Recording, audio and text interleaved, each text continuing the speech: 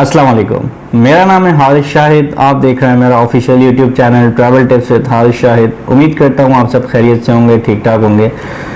Previous videos में मैंने बताया था आप सबको कि कनाडा का वीज़ा इस वक्त बहुत ज़्यादा मिल रहा है। कनाडा का जो वीज़ा रेशो है वो बहुत ज़्यादा अच्छा है, यानी कि कनाडा का इस वक्त प्रोसेस टाइम भी बहुत अच्छा चल रहा है। 15 दिन से 20 दिन के अंदर कनाडा रिप्लाई कर रहा है। साथ ही साथ वीज़ा रेशो बहुत अच्छा चल रहा है, लोगों के वीज़ा अप्रूव हो रहे हैं। ठीक है, अप्रूव का जो रेशो है वो बहुत अच्छा जा रहा है इस वक्त। करेंट अगर मैं बात करूँ जून जुलाई और अभी अगस्त के स्टैट्स हमारे सामने आएंगे मंथ एंड पर, लेकिन जून जुलाई तक तो बहुत अच्छा रिजल्ट चल रहा था। अब आज जो मैं बात करने जा रहा हूँ वो बात करने जा रहा हूँ कि कनाडा की जो बैंक स्टेटमेंट है वो किस तरीके से मेंटेन करनी है विजिट वीज़ा के लिए। स्पेशली जब आप विजिट वीज़ा अप्लाई करते हैं तो बैंक स्टेटमेंट आपकी कितनी होनी चाहिए, किस तरह से आपको मेंटेन करनी है, बिजनेस अकाउंट आपको कैसे मेंटेन करना है, पर्सनल अकाउंट कैसे मेंटेन करना है, साथ ही साथ सैलरी अकाउंट कैसे मेंटेन करना है।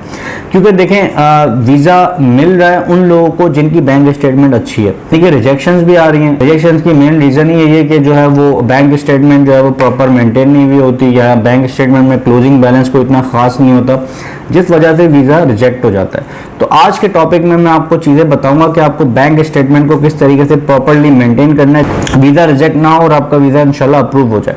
तो सबसे पहली चीज़ आप ये देख लें कि अगर तो आप बिजनेसमैन हैं, ठीक है, बिजनेसमैन के पास दो अकाउंट होने चाहिए। एक तो कंपनी का अकाउंट होना चाहिए, लाइक फॉर एग्जांपल आपकी XYZ कंपनी है, उसके नाम पे आप अकाउंट ओपन कर लें। ठीक है, अकाउंट ओपन करने के साथ साथ आप एक अपना पर्सनल अकाउंट भी ओपन कर लें, जो नॉर्मल पर्सनल अकाउंट होता है जो आपके नाम पर होगा, करंट अकाउंट जिसे हम कहते हैं, वो आप ओपन कर लेंगे। दो अकाउंट आपके पास होने चाहिए। अब अगर हम बात करें स्टेटमेंट को चलाना कैसे है, देखें आपको लास्ट 6 मंथ तक तो कम से कम अपनी स्टेटमेंट को मैनेज करना है। अगर आप कनाडा का वीज़ा अप्लाई करना चाह रहे हैं, आपका न्यू अकाउंट है, अभी 2 महीने हुए, 3 महीने हुए, तो आप कनाडा का वीज़ा अप्लाई ना करें। एटलीस्ट 6 महीने साल आप अपना अकाउंट मेंटेन करें।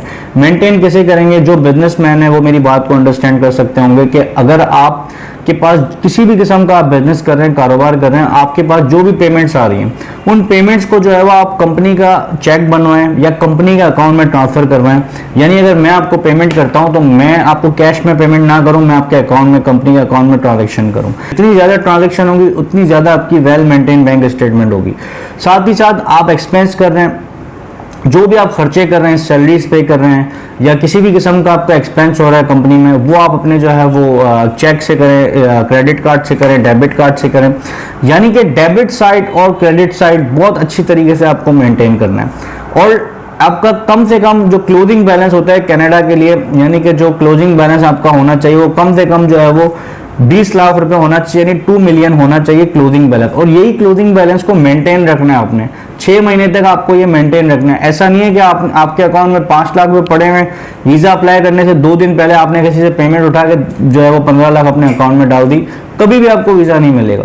जो वीज़ा ऑफिसर बैठे हुए हैं वो यही चीज़ों को देख रहे होते हैं कि आपका बिजनेस अकाउंट अगर है, आप किसी किस्म का कारोबार कर रहे हैं, तो आपकी बैंक स्टेटमेंट कितनी स्टेबल है, यानी कि पेमेंट्स आपके अकाउंट में कितनी देर रुकी हुई हैं। स्टेटमेंट को मेंटेन करने के साथ साथ आपकी जो टैक्स फाइलिंग है, यानी कि जो आप टैक्स पे कर रहे हैं, वो आपके स्टेटमेंट के साथ मैच करना चाहिए। आपकी वेल्थ जो है वो टैक्स रिटर्न में शो होती है, वो अच्छी शो होनी चाहिए कि आप एक स्टेबल है, पाकिस्तान के साथ आपके टाइज स्ट्रांग है, आपकी क्या वेल्थ है, वो तमाम तर चीज़ें जो है वो आपके जो है वो NTN में, यानी कि टैक्स फाइलिंग में आपके शो हो रही होती है।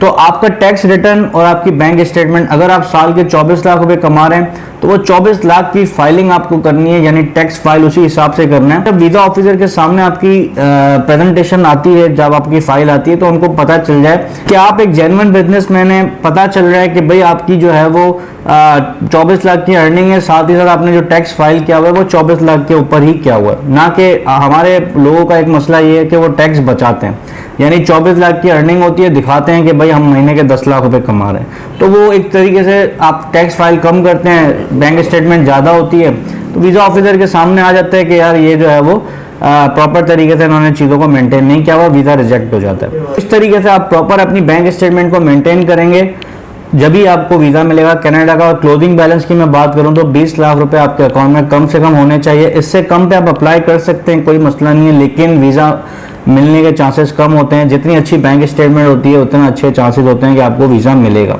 अब हम बात कर लेते हैं सैलरी पर्सन, यानी कि जो लोग जॉब करते हैं वो लोग क्या करेंगे, वो कैसे मेंटेन करेंगे। देखें, अगर आप जॉब करते हैं तो आपको जब सैलरी मिलती है तो उस सैलरी को सबसे पहले तो आप अपने अकाउंट में ट्रांसफ़र करें, या तो आप कंपनी से ही कहें कि वो डायरेक्ट आपको जो है वो आपके अकाउंट में पैसे ट्रांसफ़र कर दे या आपको चेक दे दे जो अपने अकाउंट में जमा करवाएं। पहले वो क्लियर हो जाए, चेक जब आपके अकाउंट में आ जाता है उसके बाद जो है वो आप जो भी आपके एक्सपेंसेस हो रहे हैं, जो भी आपके खर्चे हो रहे हैं, आप उसी से ही करते रहें।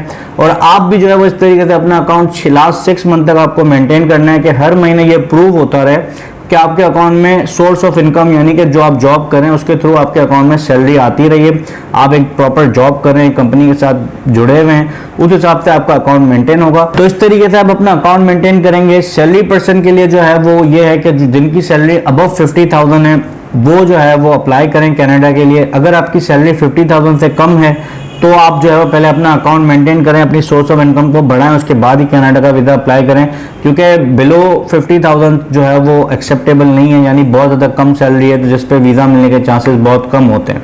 ठीक है, तो ये एक चीज़ थी जो बैंक स्टेटमेंट को मेंटेन करने का मैंने आपको बता दिया कि लास्ट 6 मंथ तक एटलीस्ट आपको बैंक स्टेटमेंट मेंटेन करनी है। काफी लोग कह रहे हैं कि भाई अकाउंट में क्लोजिंग बैलेंस डलवा दो, 10 लाख रुपए 20 लाख रुपए किसी से लेके रख देते हैं, वीज़ा अप्लाई करते हैं, वो वीज़ा रिजेक्ट हो जाता है, वो मेंटेन अकाउंट नहीं होता। जब तक आपका अकाउंट मेंटेन नहीं होगा, जब तक आपके फाइनेंशियल बैकग्राउंड स्ट्रॉन्ग नहीं होंगे, जब तक ये प्रूव नहीं होगा कि पाकिस्तान के साथ आपके टाइज स्ट्रॉन्ग हैं, और इसी तरीके से पता चलता है कि आपके एसेट्स क्या है, आपकी जो है वो इनकम क्या है, आपका बिजनेस क्या है, कि आप पाकिस्तान कनाडा जाएंगे घूमने के लिए तो क्या आप रिटर्न पाकिस्तान आएंगे या नहीं आएंगे।